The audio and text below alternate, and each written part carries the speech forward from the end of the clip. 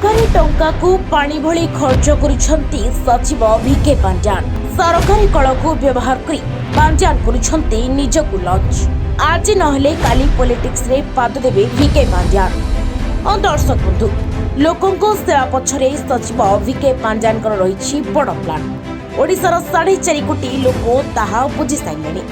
5T सचिव भिके पांजान को ओडिशार प्रतिटी जिला को ग्रस्त करने को दृष्टि रखी एभली କିଛି प्रतिक्रिया ଦେଇଛନ୍ତି संसद अपराजिता ଷଡ଼ଙ୍ଗୀ। एतेसह पांजान को ऊपर पड़िथिबा विधायक सौम्यଙ୍କ संपादकीय प्रहार को नहीं मध्य 5T सचिव बीजेडी सरकार को टार्गेट करिसंती संसद अपराजिता।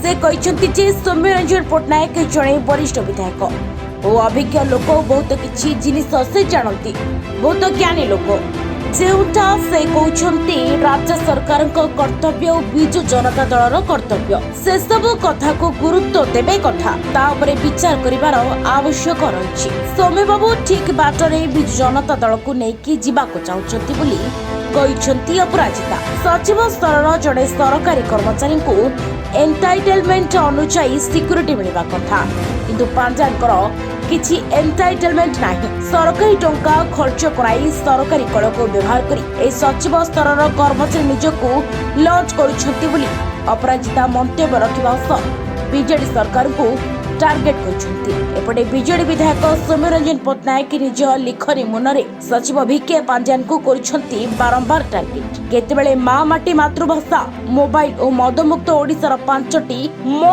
कथा उठाई पांड्यान को टार्गेट करुछंती तो केतेबेले खोलुछंती बीजेडी सरकारक गुमर। निकटरे निज खबर कागज संवाद रे आत्मनिर्भर प्रशासक और असहाय राजनेता शीर्षक लेखा माध्यम सचिव पोल खोली सौम्य। पांजान गस्त खर्च मणिपुर हिंसा प्रसंग में बीजेडी चुप रहा। 5T सचिव सभा निर्वाचन पूर्व आज तो सभावली आदि प्रसंग उठाई बर्षि सौम्य। आउ एथिरे सहमत होई सांसद अपराजिता षड़ंगी 5T सचिव नाँ आनिछंती अभियोग। सरकारी टंका खर्च करी सचिव निजको राजनीति रे लॉन्च करने को चाहते बोली से कहते। सांसद अपराजिता मंतव्य विधायक सौम्य संपादकीय राज्य राजनीति उष्मता भरी आ नवीन मुंड बिंधार कारण सजिଛି। तेबे दुई नेता जवाब बीजेडी सरकार केउ ढंग रे देउछि ता देखिबा को बाकी रहिला। रिपोर्ट नीति राजनीति।